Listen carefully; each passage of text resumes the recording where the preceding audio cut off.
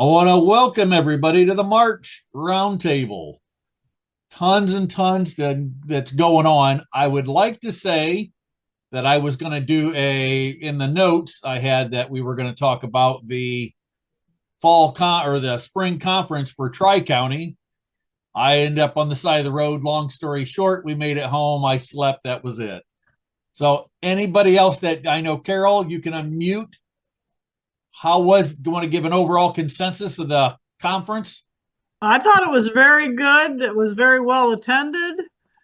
Um, the speakers were good. I think I only sat in on two, but I got all my shopping done. So there were lots of vendors that weren't listed. Oh, It good. felt crowded, so that was good. The speaker on the sunflowers was excellent. Glad to hear that. And I listened in on Dr. Connors as well. Yeah, I wanted to hear about the sunflowers and a couple other ones that I wanted to see, but we watched the front end of the AutoZone building as the sun came up and done other stuff. Yeah, we went too, and I thought that it was very well attended. It was good. All the vendors, everybody. I mean, how was it? Pack shoulder to shoulder, or pretty well spread out?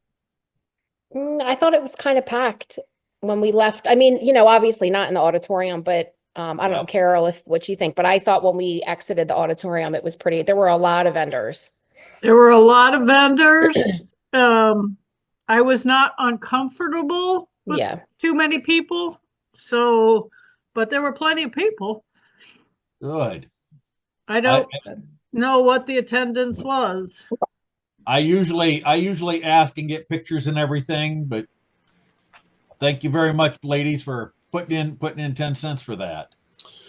The vendors were, I don't know, they had like 50 vendors or 20 some vendors, I think they said. And 450 was the head count. Nice. Great. Okay. But a lot of tracks. David Mann did a good one. As you see in my report, I think we ought to do it.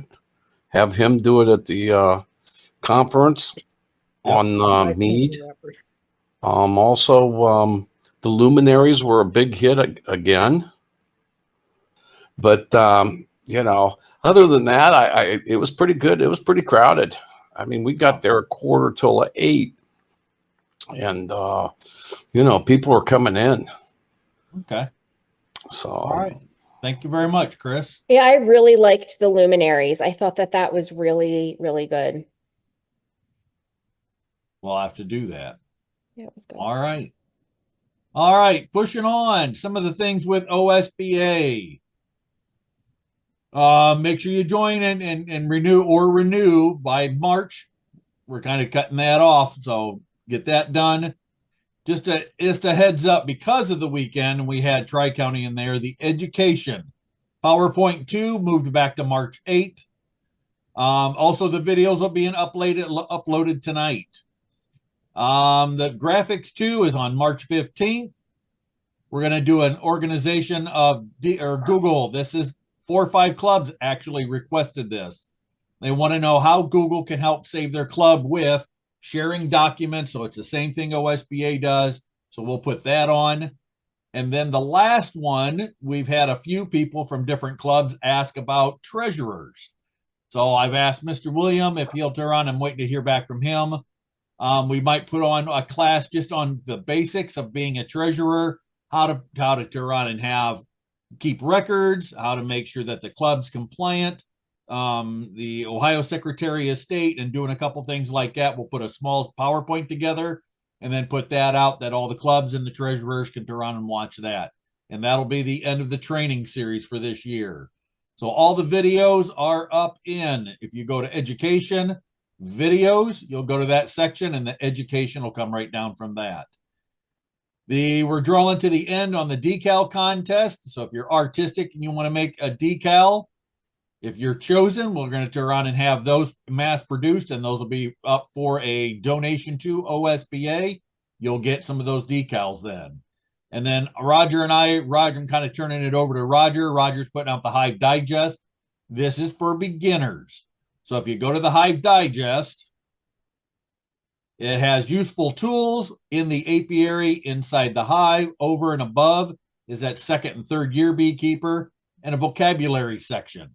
And it's just on all the things that are going on. So back in January or February was the kickoff for that. Useful tools, and it talked all about tri-counting and how to register everything else. And the first couple sections are just for beginners. So after you take that 1-day class and your eyes are like a deer in the headlights, what are you looking for? Time, money, resources, what you're going to have, what you're going to be. In this, you're going to be the weather person. Time, money, and resources is we have to take care of our bees like animal husbandry. You know, you just can't put your bees out there and wish it well and they're running in October, or late September, October, start pulling all your honey out. We have to take care of our bees like we do with our pets. Everything has pictures with it. The next section is inside the hive. So for those beginners or second year beekeepers, what's going on within that hive? Right now, you're going to see dead outs. You might have bees that are starving. Along with that, when they're out taking cleansing flights, what you can do. So it has pictures right with it. So it's more visual and with notes.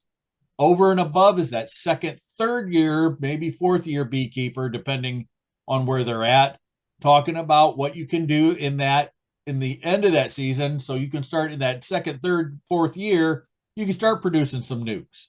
How to turn on setup for cut comb, links right with the videos, pollen collection, everybody can do it. And then there's a link for that. Nice little pictures with it, the whole 9 yards.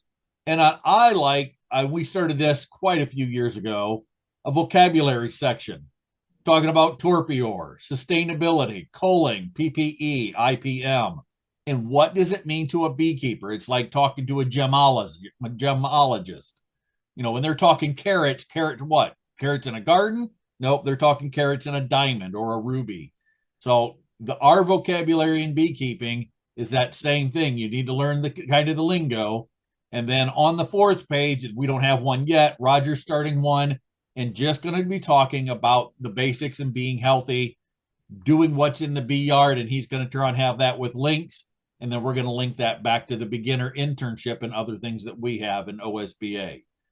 So the Hive Digest, the next one will go out here this next week.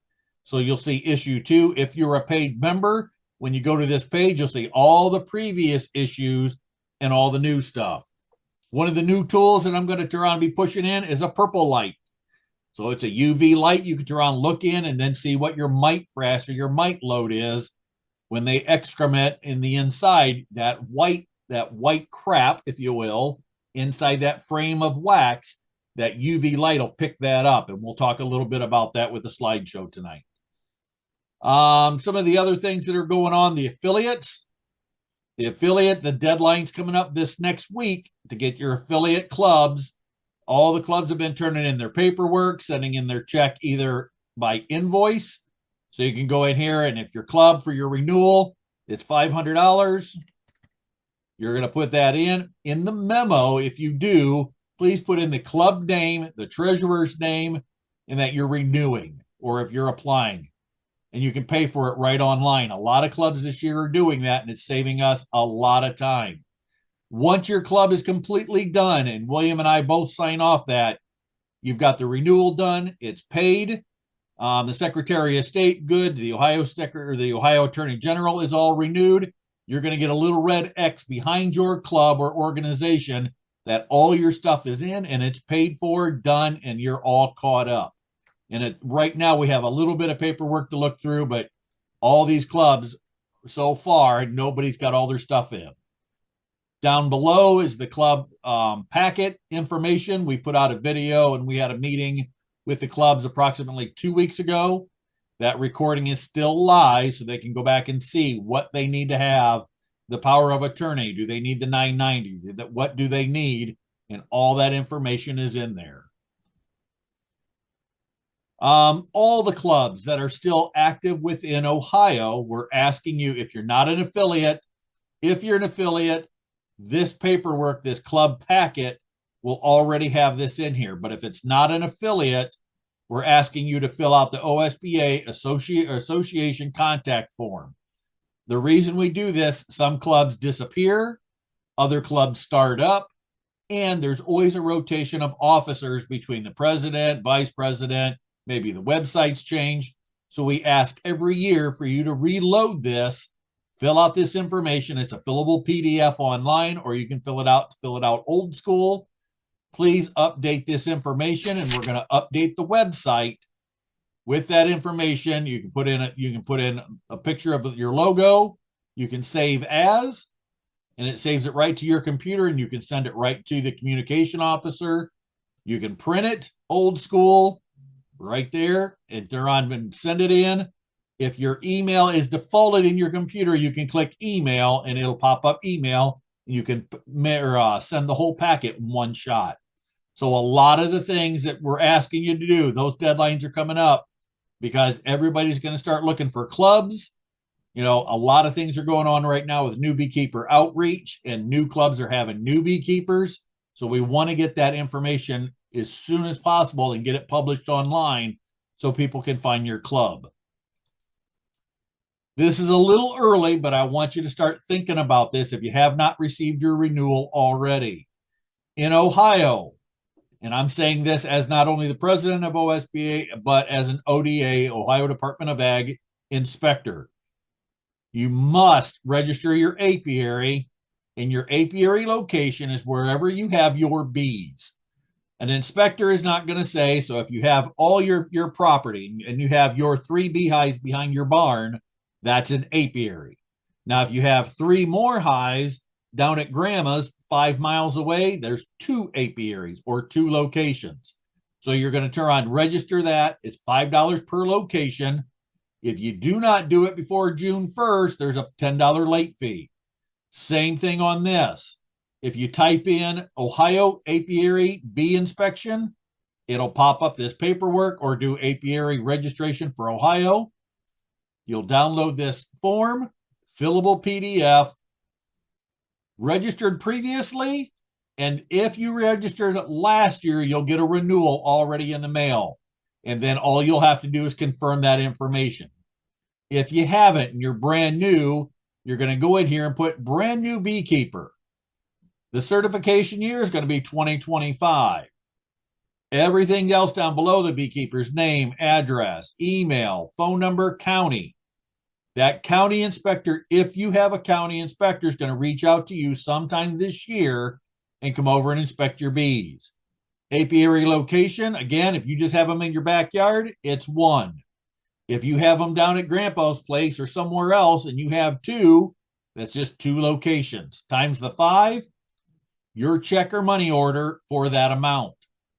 As an inspector, please, and this is nothing, and I'll explain this, the number of colonies. This is your best guess on your assessment of your apiary right now. If you put in 5 and we show up in June, July, and August, and all of a sudden you have 8, congratulations. You've done a good job. You've done and have bigger bees. You have more apiary. You have better colonies. Congratulations.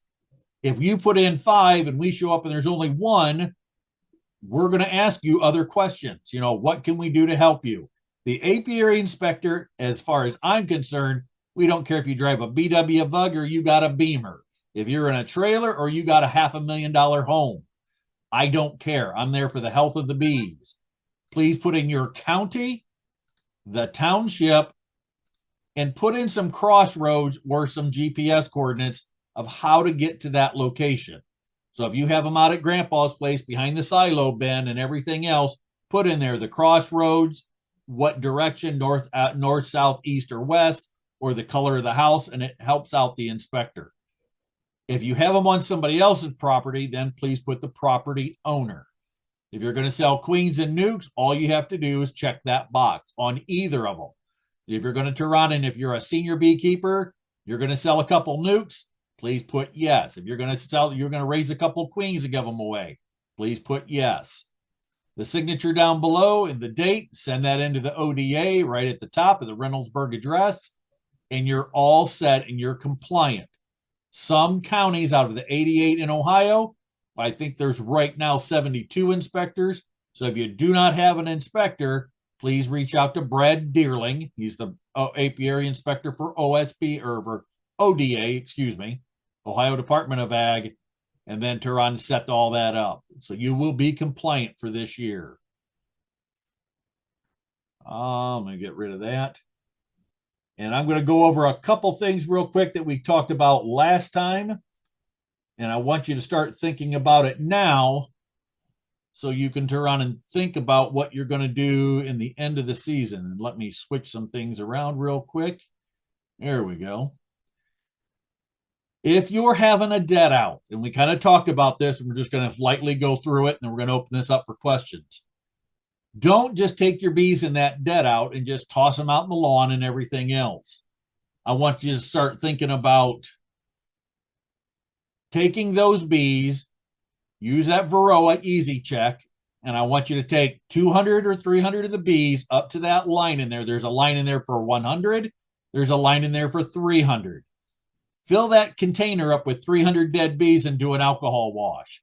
And I promise you'll probably come out like this. At least you know what those bees died of if there's not other signs of starvation, mildew, something else in there, but it'll give you a good thought of what was your mite count when these bees started to die. This is what you want to see, maybe 5 or 6. Make sure you're going through your Honeybee Health Coalition here. Hey, Jamie, Yes, ma'am.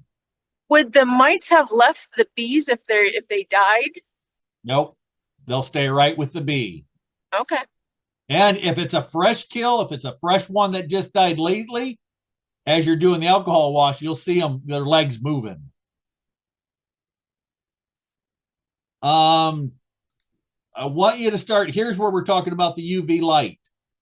The UV light, when she goes down and defecates to the corner, all of their crap or feces is white.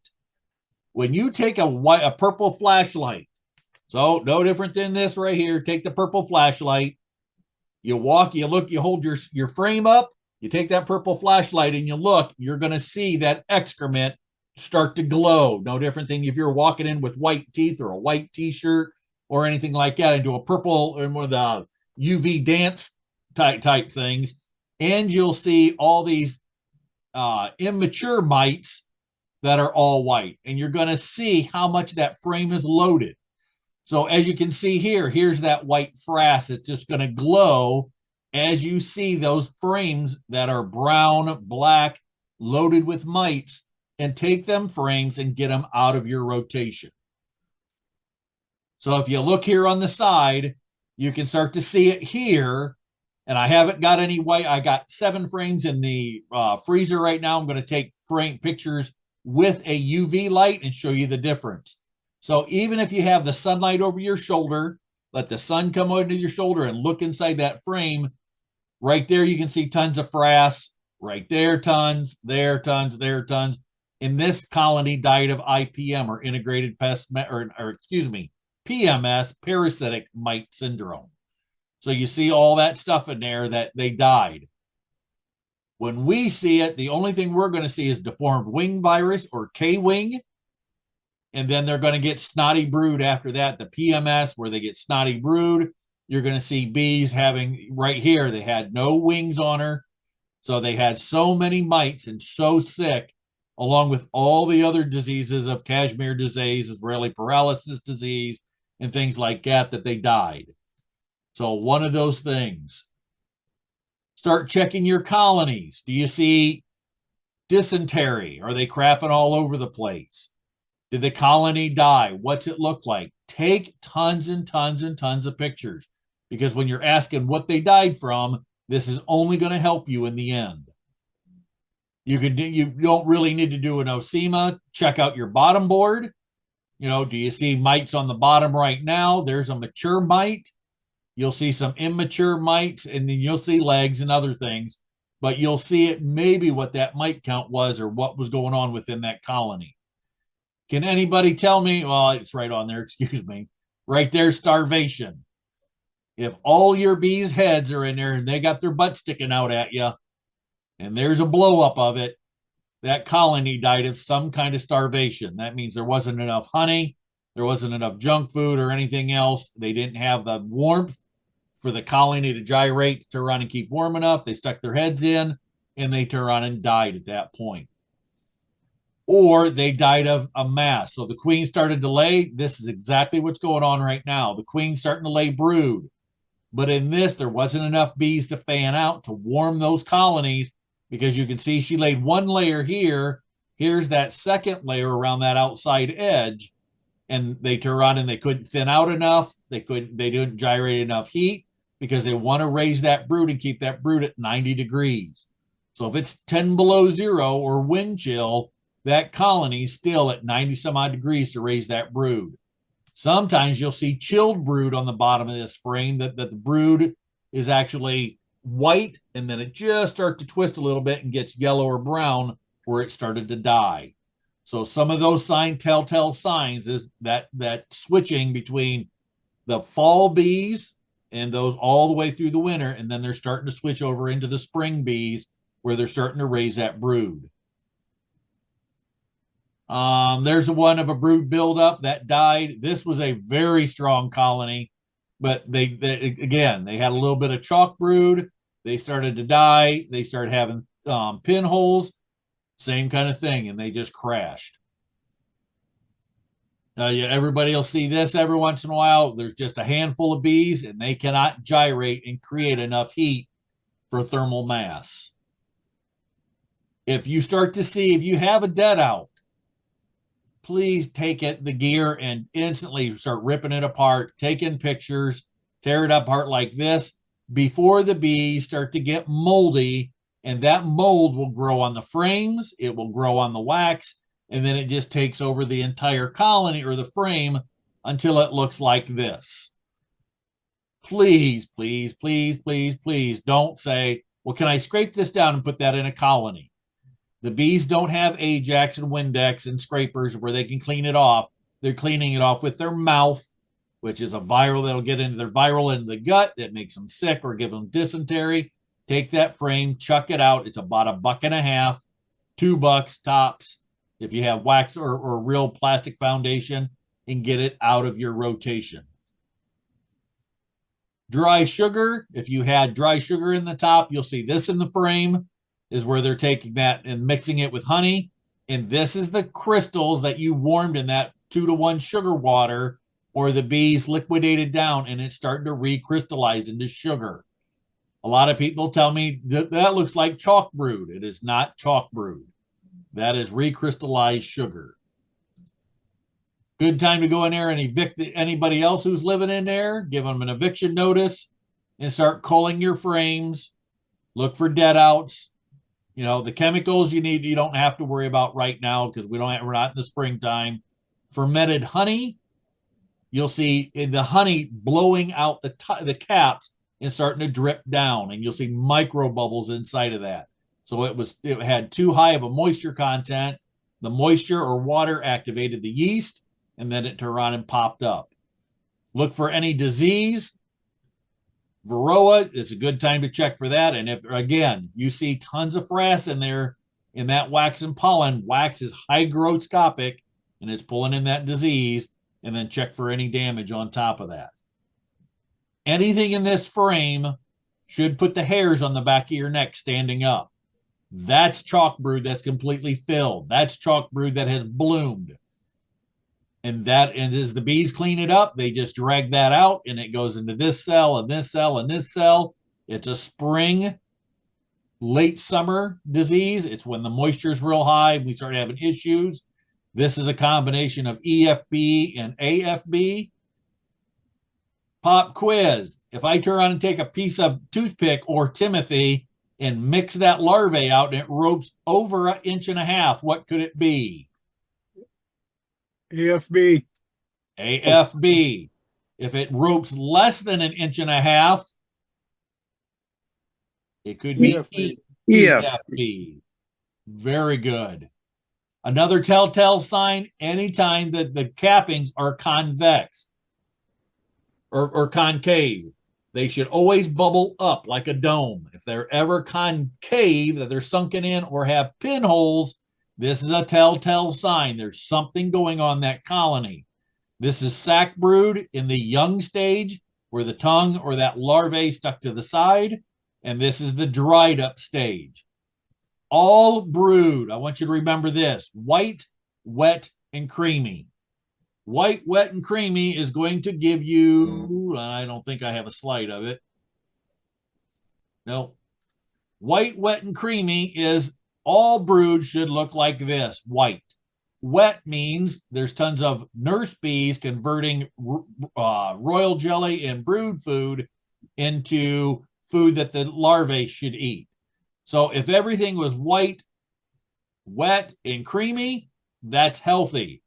When we start seeing yellow, twisted, dried up scales, sunken cappings a little bit, here's some sunken cappings, there's some sunken cappings, anything that's not white, wet, and creamy, there's something wrong with it or it's diseased.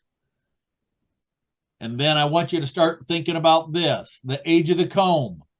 Are all of my combs nice and yellow and canary yellow, what I want?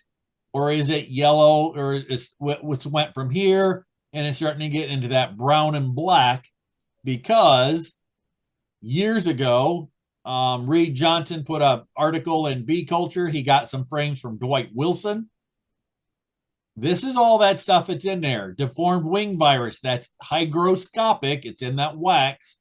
Herbicides, pyrethroids, fungicides, coumaphos, which is on the same side as glosophates, synergy of inerts. That's all those other things that have mixed together in that chemical or that herbicide or fungicide. Deformed wing virus, and then 121 other things that's in there. Don't let the bees cake other bees and trying to make a good colony out of stuff that looks like this, please. And that's all I have on that. So out of a give me a thumbs up or give me a yeah, who's recently read the Honeybee Health Coalition? Anybody? How recent? All right. The new one's getting ready to come out. So if the new one comes out, start reading it because they have the nutrition stuff with it. And there's a lot of good things in that book. And if you don't know, there's also videos on their website.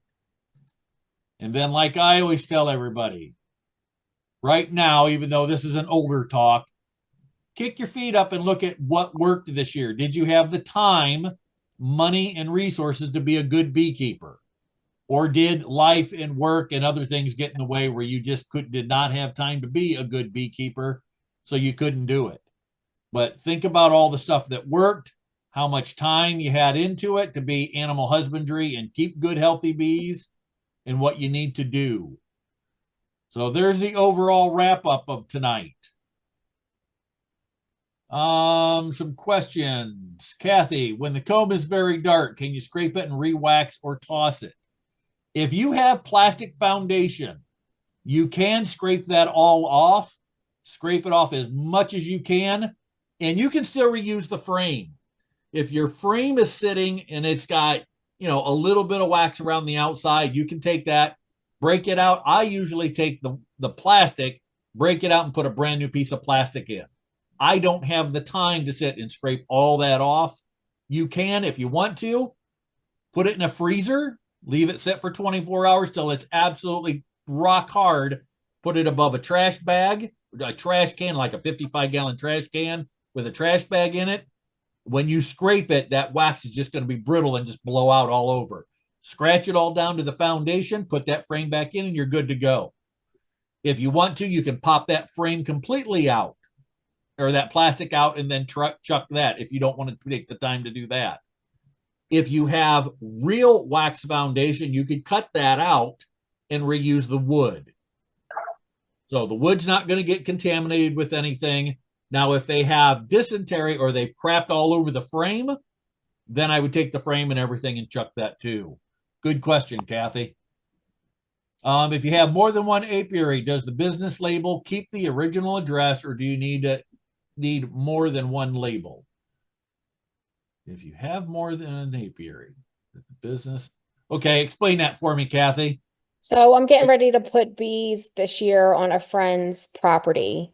Okay. And in 2024, I started my LLC. and it has my address because that's where my current bees are.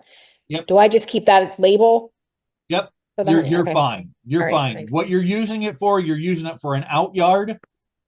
So when you do your apiary inspection, and this is the easiest way to do it. Let me get my fingers on here. Ohio. Apiary registration.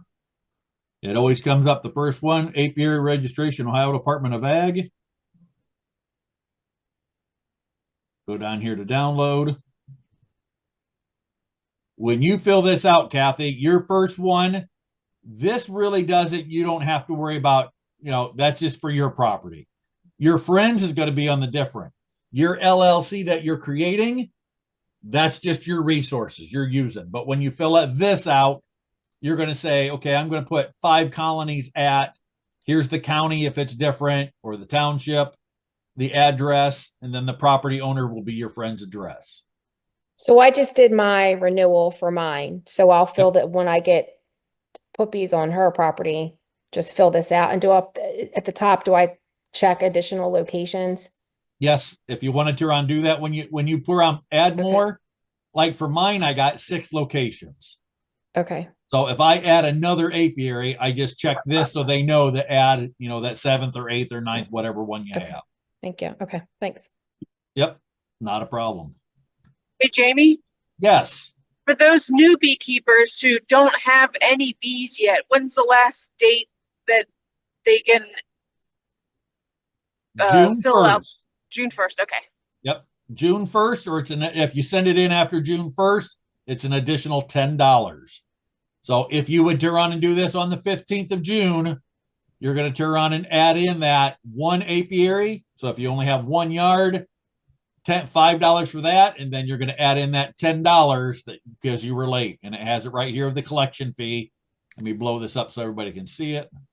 So my two friends that are starting this year, I should just tell them to go ahead and fill it out and just put one hive or however many hives that they plan on having. Yep. Okay. And there's no, and I promise, I've never heard of an inspector that if they go to the yard and all of a sudden they have 5 hives instead of 1, congratulations, they just did a better job than somebody else. All right. Anybody else have a question? Ryan, will you be in person or Zoom for the Summit County? I will be there in person. We're leaving here at noon. Plenty of time to get there in case something happens again, but everything's good. So Kim, I will be there in person. Hey guys, make sure you take some photos for Facebook. I will. Cool. Well, it's Ash Wednesday, Jamie, and I won't be there. I have to be at church for the service. So I was just, if it was going to be on Zoom, it would probably be recorded. But since you're going to be in person, I don't think that would happen. So, but it looks like you're going to have a good class, a good course. Well, you know what? I'll bring my Zoom recorder. It's another type of Zoom. It's a recording device, and I'll set it up and audio record it for you, and I'll send it out to your members then. That way you can listen to my lovely voice. All right. Anybody else have any questions tonight? Yes. Yesterday, There was supposed to be a PowerPoint 2 presentation. Was that adjourned to the next Saturday, the 8th or the 15th? yes, sir. The 8th. Okay, thank you. Yes, sir. That goes down. The PowerPoint 2 is on March 8th, this coming Saturday. Graphics 2 will be the 15th. The Google on the 22nd. And then if I can talk Mr. William into it, I'll make the PowerPoint, make it easy. And then we'll have one on here on the treasury and how to keep a club together on that side of it. I think that's an excellent idea on the treasury one. So if you want a tip and trick for the inspectors, let me go to Amazon. UV flashlight. A UV flashlight, don't get anything real big. Right down at the UV flashlight, it can be the 395 nanometers. Is fine, $13. You can get it. You can even pick them up. If you want a club And this is what I have. And this I bought them for my club. $15, you can get them for your club and give them out to all the people to inspect, all the senior beekeepers. Give them something to look at. Then you can look inside of a frame. Tell you something, don't do. This is just a side joke. Don't take this into a hotel room with you. You won't want to sleep in that bed. But it does, if you're a gardener, it does come in handy on finding tomato hornworms. Yes, it does. There's a ton of things you can use it in. But what I done is I think we bought 3 packs or 4 packs and just gave them out to everybody just to have them go out, look in their own colonies. That way you don't have to have the sun over your shoulder. You can do this in a barn. And if you turn on, take that flashlight and go back and forth, and that frame is glowing at you, that means there's tons and tons of mite frass or mite crap. And then the bees are going to have to clean that up with their mouth. That viral load that's what's giving them the EFB, AFB, black queen cell virus, K-wing, deformed wing virus. We're starting to see all that stuff. So don't get into 2025 with this great idea of I'm going to start raising some queens and I'm going to start doing some stuff with a frame that's completely sick and gross with disease. So give your bees the benefit of the doubt and give them something to start off with. Could you use like a power washer to wash that stuff out? If you have the time and I'm not saying I'm rich. For me, if the wood frame is still good, I just pop the plastic out and throw the plastic and everything right in there in the garbage. And then I just take it and then snap in a fresh piece of plastic, scratch the wood down a little bit and put it back in the rotation. Okay. If you have the time, I mean, honestly, if you only have 5 or 6 hives, even less, maybe less than that, and you have the time to power wash and to do all that stuff, and that's great. Absolutely. But at 45 colonies that I have now, I don't have the time to scratch everything down and do all that, plus painting, plus running H&R Block and doing all the stuff that I do. Just if you're going to clean them up the best you can. Put in a new wax foundation, or if it's real wax, cut it out, then restretch a wire in there and put a brand new fresh wax for something for those nice young bees to jump on, and then start creating nice new comb for you this year.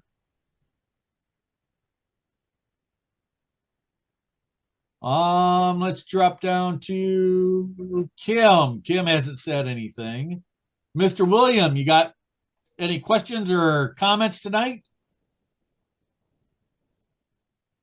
And Doug, any news on working on with Ohio State on getting them found in the bee inspection all counties? I did talk with Brad Deerling. I think it was Wednesday or Thursday of last week. He's working on all the other counties trying to get inspectors. The inspectors on April 15th, 14th, 15th, and 19th. We have to go to Reynoldsburg or Worcester.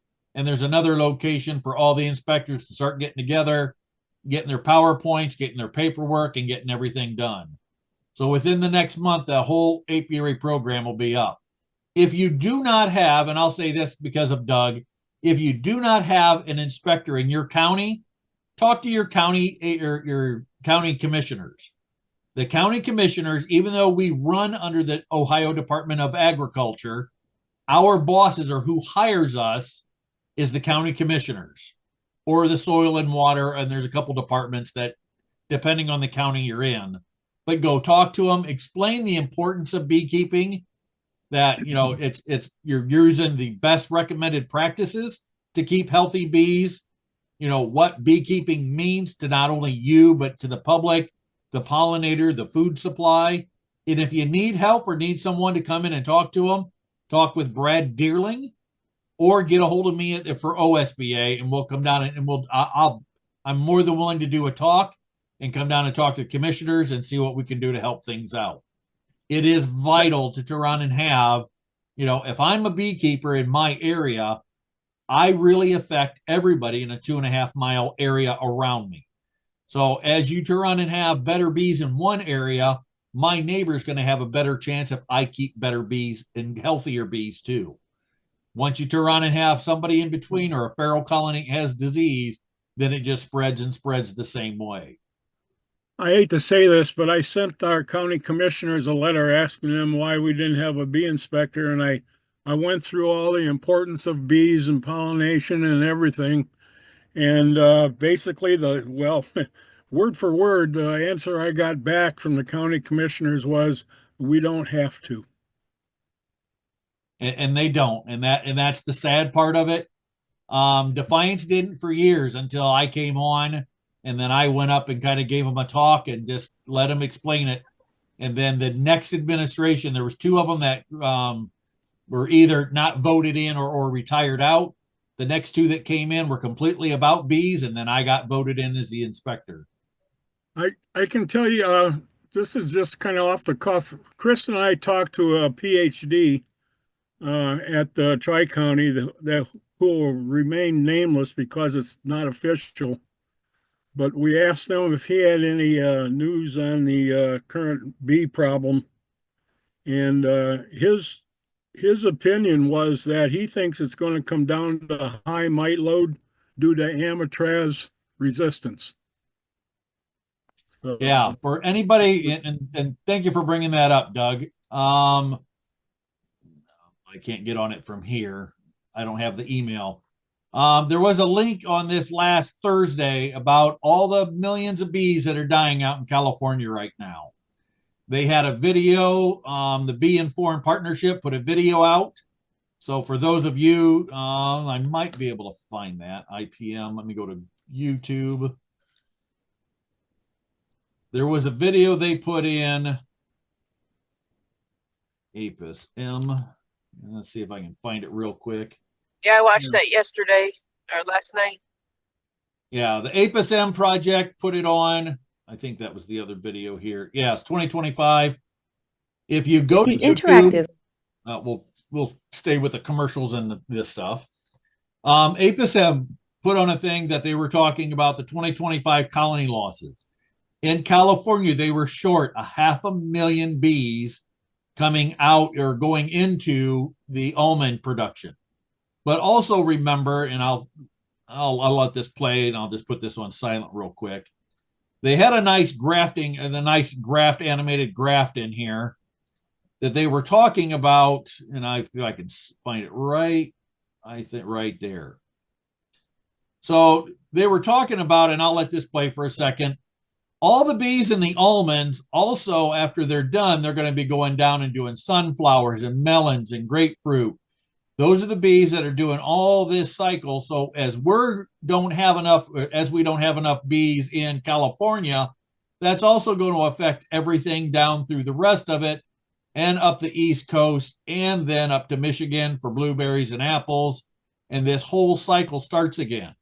Also remember, as we're losing all this pollination, all those bees that are coming up with packages and queens in the spring, all of that's going to turn around and have significant impact on the cost of our bees if you buy packages or get queens from down south. So a long story short, I'll put this link in the chat if you'd like to watch it. And there's the link for it. They have not nailed it down to any one thing. They're putting it down to Amitraz, like Doug said. They put it down. They've had surveys so far. For us in the northern half, we're not going to get into our bees at least for another month and be able to turn around and tell a real good thing on it. The honeybee reports, I mean, that's always been the same thing. What do you think your bees died from? People say cold. It's the forage. It's this. It's that.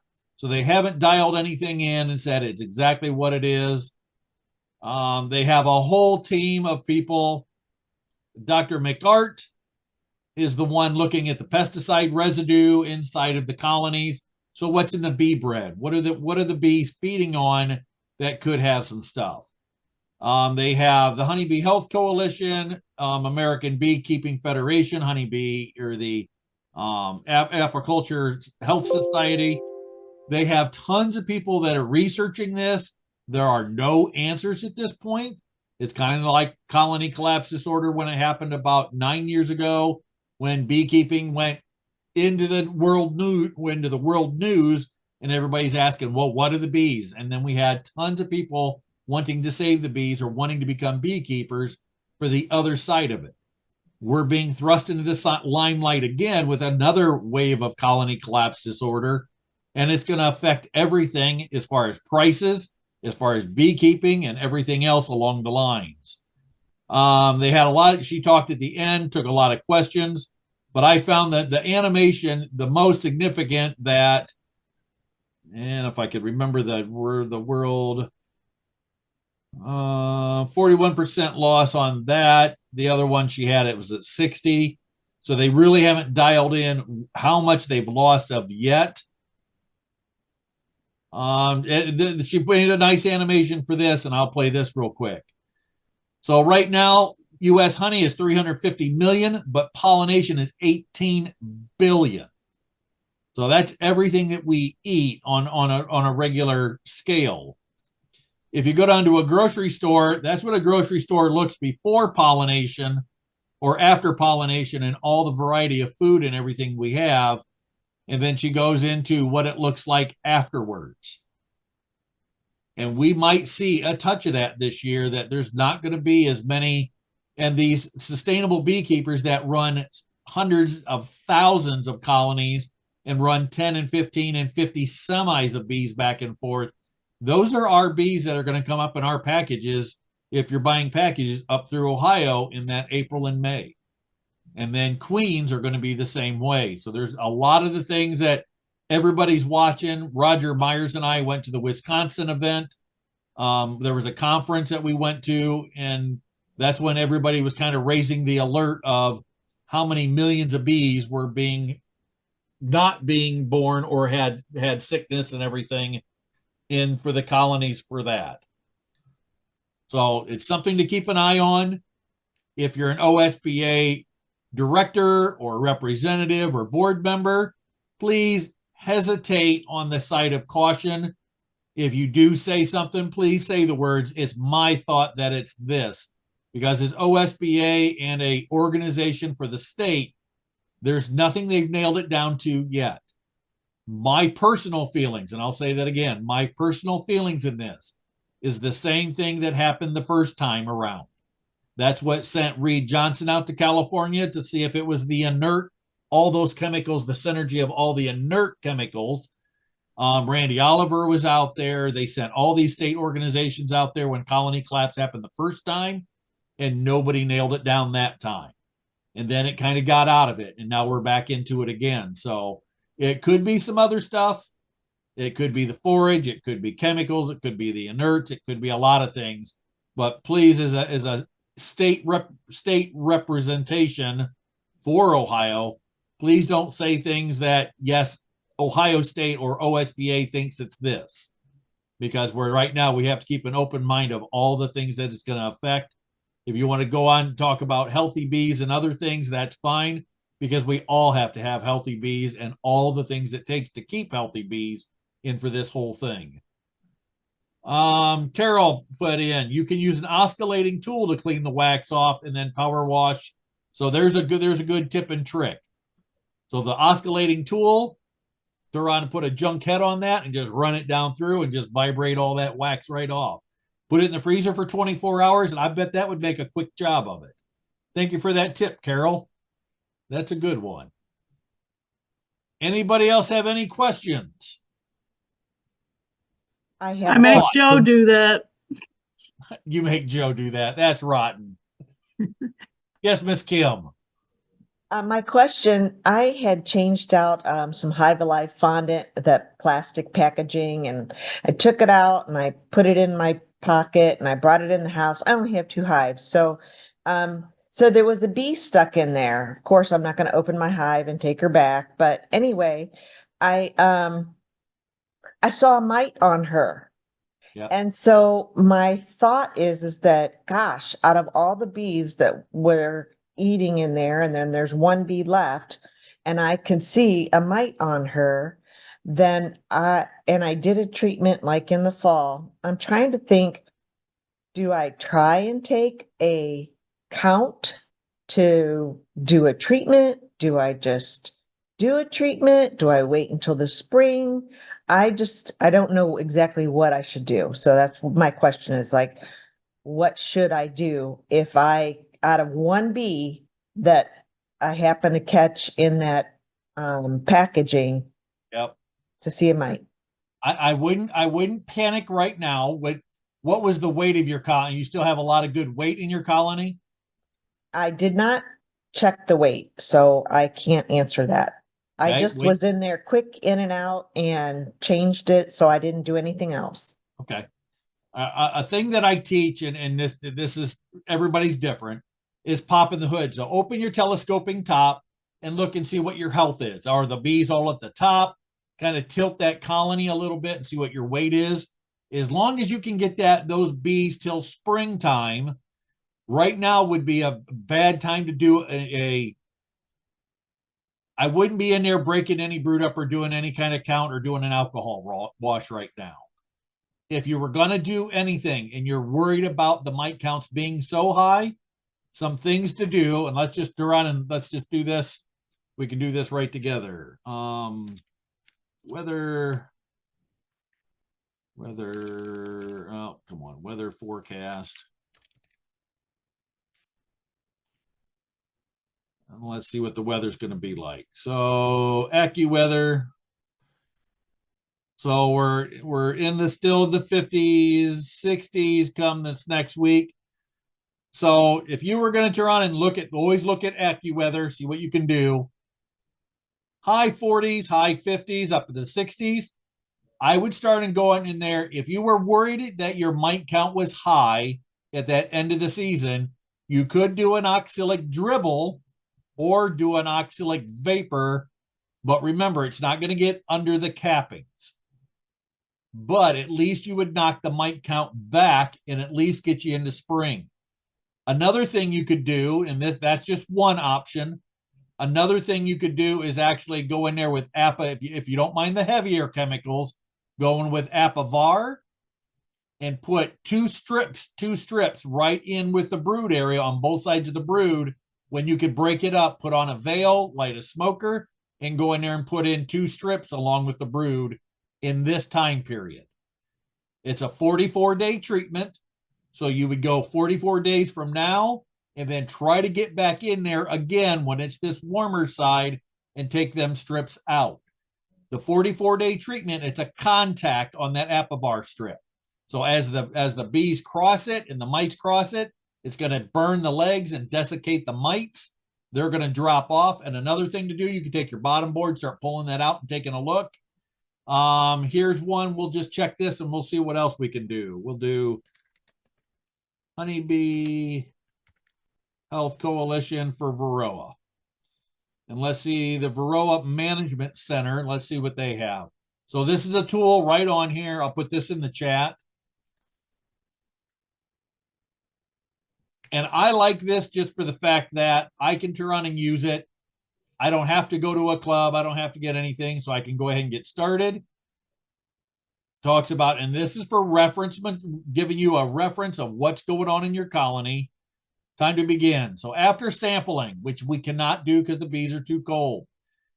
Yes, my mite levels are at or above the threshold. And let's just say we think the mite count's high. So we're going to start this one. Are you open to synthetics? The synthetics are those harder or harder chemicals that are the APA-VAR, Apistan, and things like that. So we're just going to say, nope, I don't want to use that right now. Well, let's just say we want to, and we'll pick this side. Is brood present? Absolutely. We're starting to have the queens are starting to lay. Do you have honey supers on? Yes, we do. Right now, that increasing population, we're starting to come out, so we're starting to increase. So right now, they're saying Mite Away Quick Strips or Formic Pro. The problem with this is we're looking at temperature of 83 to 70% to be effective. And we have 83 to 50 or 82 to 50 or 33, which is that 50-ish. So Formic's not going to cut it. I did a dribble around Thanksgiving, between Thanksgiving and Christmas, a OA dribble. Oh, Can I do a well, I don't have a vapor, so I'd have to see about that, but I thought it was, Oh. well, anyway, would a vapor be better than another dribble? I didn't think I could do another dribble. You could do another dribble, but then in the spring, as soon as you could do a mite count, I would do a mite count. And then see, okay, so if your honey supers are off, if you want to pull them off, then everything lights up. So here's your ones. See that with the thermostat. So you got that thymol, everything is heat resistant. You could use Apivar. There's no heat resistance in this, but you got 42 to 56 days. So if you want it, let me ask this. So it's just I'm looking at you for right now. Do you like the harsh chemicals or do you want to stay more natural? I'd like to stay more natural, please. Okay. So if you used a treatment earlier in the season with the dribble, even though you saw that one mite, you're probably better off than anybody else before the fact you knocked them down at that Thanksgiving time. Even though seeing one mite would be kind of unnerving, and I understand that. I did pull the bottom board and I don't know. I guess I need to investigate more when I look at the bottom board and the mite count that's down there. It's been in all winter, so I need to clear that off and then stick it back in and then take the mite count. Yep. Yep. Yeah. So the thing to do when you pull that out, clean it all off, take some spray Pam away from the hive, give it just a real quick glance. That way, when it falls, it sticks in that oil and that'll stick right there.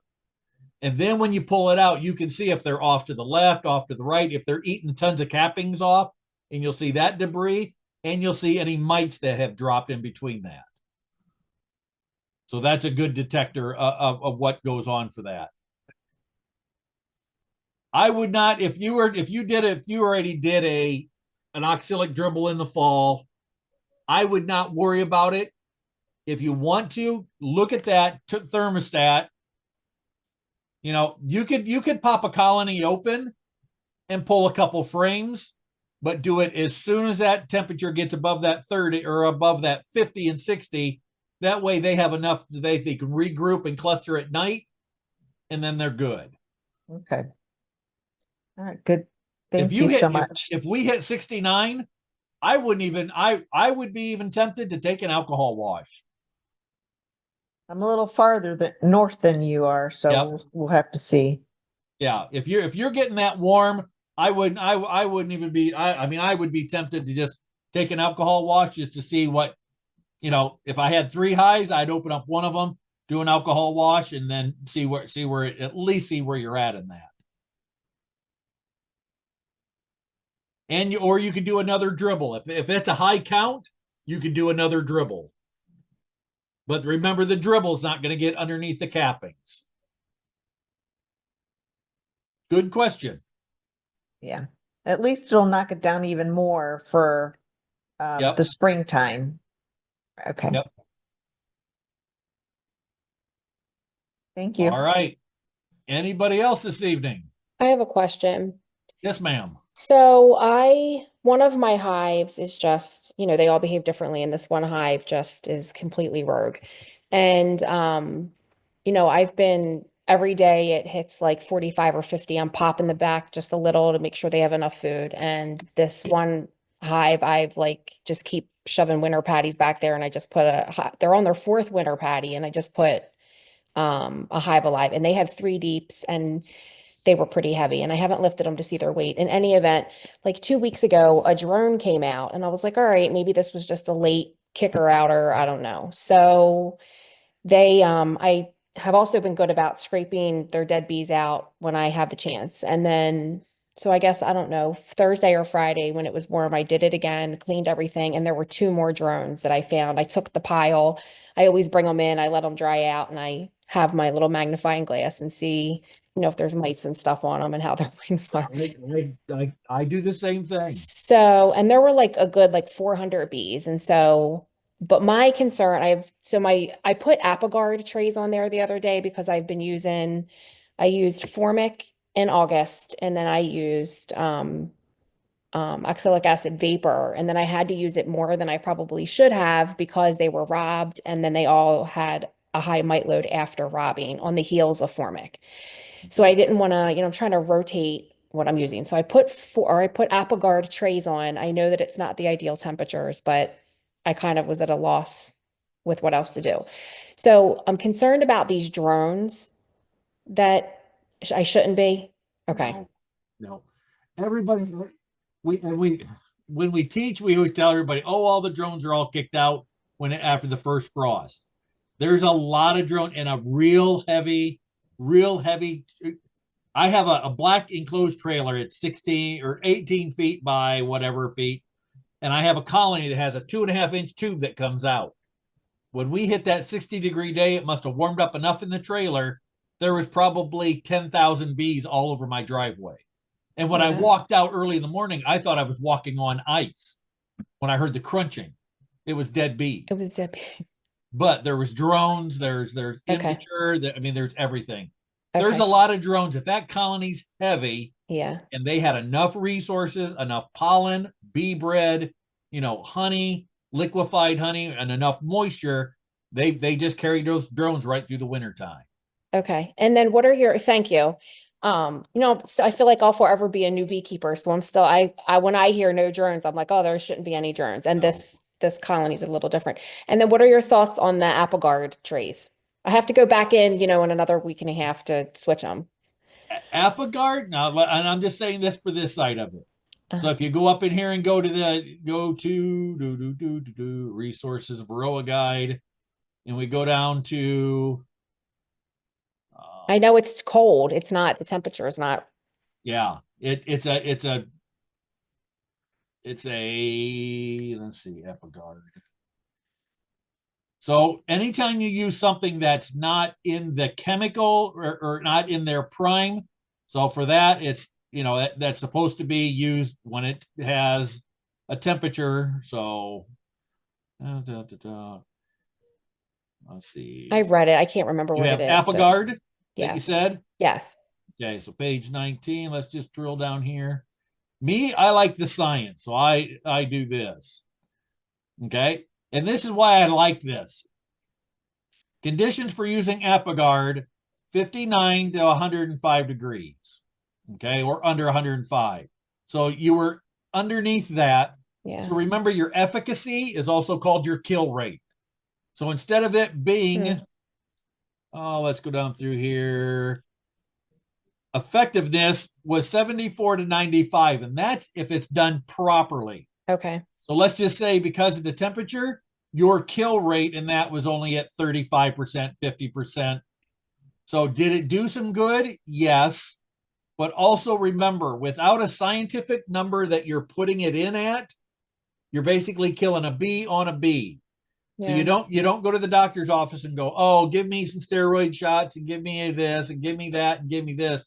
So, and I'm not trying to tease, but don't subject your bees to more treatments Right. than what's needed. So you're going to do an integrated pest management and kind of like when Kim was asking the question before, you could have used oxalic.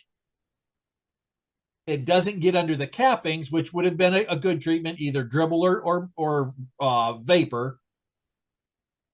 When you get up into AppleGuard, it's a little bit more into the harsher chemicals. Yeah. But you've probably set it back enough with the Varroa load, minus the ones that were underneath the cappings. So again, once we start getting in that 50 and 60, and you can do an alcohol wash, go out, take that frame of open brood, double check, triple check for the queen, knock it into a bucket or a tub, scoop up that half a cup of dead bee or half a cup of bees, put them in there, do an alcohol wash, and get a scientific number of what your starting point for this season's at. But I think too, I still, it's fear-based because they all seem strong. I went into the winter strong. By the grace of God, they're all still doing well. So I probably really didn't even need to put anything on or do anything. You probably shouldn't have, Yeah. but you don't know what because for us, it's Yeah. not like when people watch YouTube and they see it from Florida. Oh, I'll do it here. what we're doing in Florida, we can't get into our bees from that late October, November, all the way to that April and May. So for us, even as an inspector, I've seen colonies that in September, October are belching. Every gap of bees is filled. That's three deeps or two deeps and a medium, packed to the hilt, and all of a sudden it's dead in January. Well, what was your mite count? So you take a half a cup of those dead bees, do 300, you do an alcohol wash, you look at it, and it's 100. The mites are 160 some odd mites, and you go, wow, well, how did the mite count go from in September, October, but the person didn't do an alcohol wash that late in the season? They didn't. For me, I like doing a alcohol or a oxalic vapor between Thanksgiving and Christmas when it's above 38. And I did that. So I did that. Oh, So then you did a little bit of overkill. yeah. So when I go in and I can probably the next time it's warm, I should just take these trays off. I'm only Yep. like 4 or Yep. 5 days in. Okay. Yep, take them All right. off. Thank you. Take 'em off. Thanks. Yeah, don't subject. And I know. And Kathy, I've been on both sides of it. When I was, Yeah. I actually took 4 beginner classes. This is no joke. My Yeah. first one was in Worcester. My second one was south of that. The next one was up near, or excuse me, the next one was up in, I met Tracy Alicon up in probably Summit, somewhere county up in the near. My next one was in Tri-County, and then my last one was over with Dwight Wilson.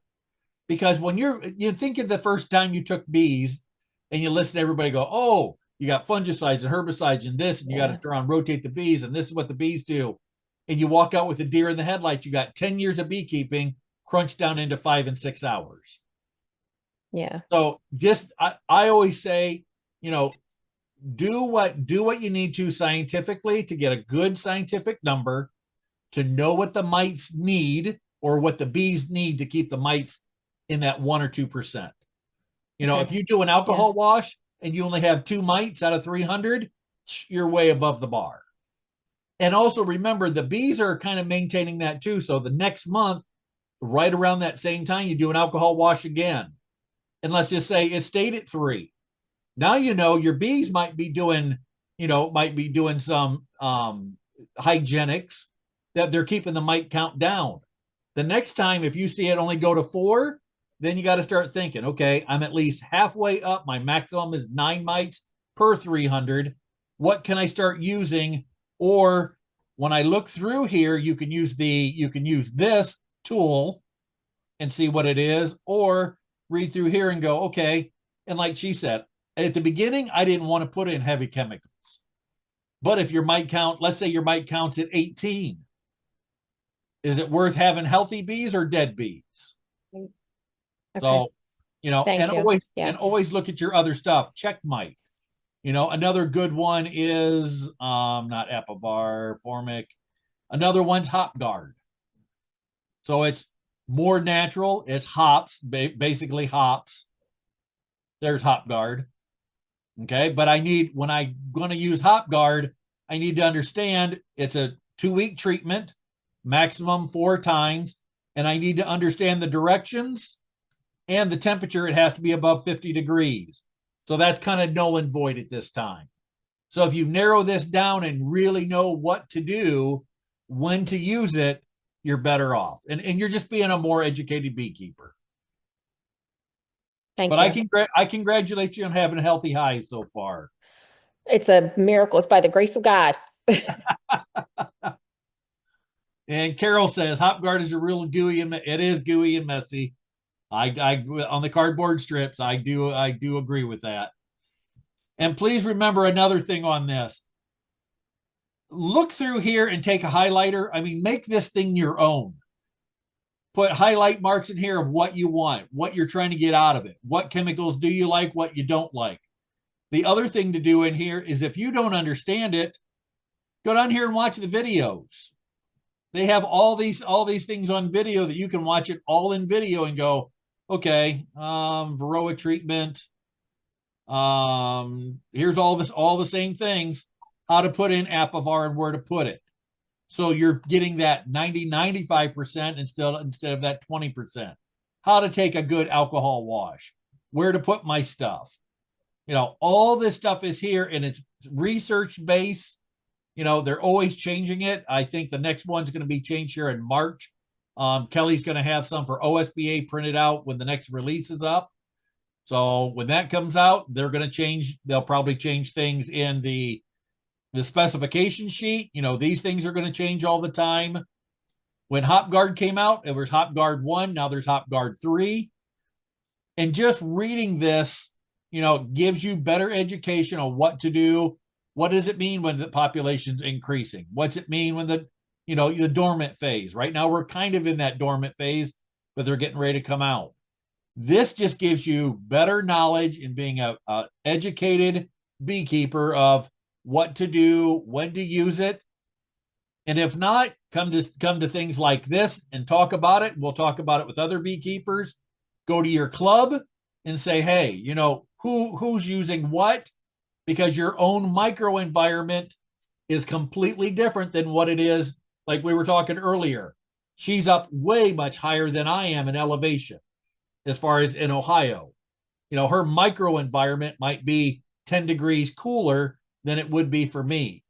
So understanding your own natural resources, your own club resources, and then coming to stuff like this and going, hey, you know, this to me, this is the building blocks.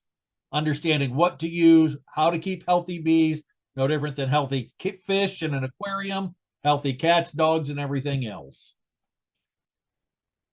All right, everybody. Jamie, Yes, sir. the Beekeeper suggested they're doing OA vapor every 20 days as their treatment. They're not rotating. I know the benefits of rotating, but they're suggesting that gives them good control because the mites, even if they're under capping, over a 20-day period will be emerged and they'll get hit. Does that make sense to you? I've heard this so many times. I agree with it to the fact of this. Yes, you're knocking down all the mites that are being released at that time. But remember, it's an acid. And then what happens is you start killing brood, you start sterilizing or killing the QMP, the queen mandible pheromone on the queen. And it's really rough on the hive to get set back like that all the time with an acid. You know, yes, it's natural. Yes, you see it in rhubarb. Yes, you see it in this, but it's not concentrated. It's not concentrated to the level that we use it. And you're taking a chemical, putting an acid, vaporizing it, letting it go back to crystal and burning the bees. So for me, I'm going to go by what the label, I mean, the label is the law, number one. If I was going to use oxalic, is if I would say, you know, if my mite count is at 9, you know, or 15, and it was still cold and I couldn't get into the bees or something, oxalic dribble and vapor is good for that initial knockdown. And then go back to the Apivar, Apistan, or whatever you like and see if you can keep it controlled within those tolerances. Thank you. You're welcome. Yeah, I've seen people use, well, and this is not science-based. I have a beekeeper that kept bees. He was doing a queen operation up north of me, and he was using oxalic every 14 days to keep all the mites down. But then he sterilized all his queens, and everybody that got his queens got superseded, and he ended up getting out of queen rearing within about a year and a half. And then he asked what the issue was, and it's not science-based, but to me, you know, my personal is you're using oxalic way too much. Kim, thank you for the great advice and tips. You're more than welcome. Mr. Joseph, glad you learned something. Like I always say, I hope you learn at least one thing and become a better beekeeper. That's what it takes. All right, everybody, have a good night. Thank you for joining us. Next Saturday, we'll have the PowerPoint 2 coming up. Other than that, I wish you the best. Keep in your bees.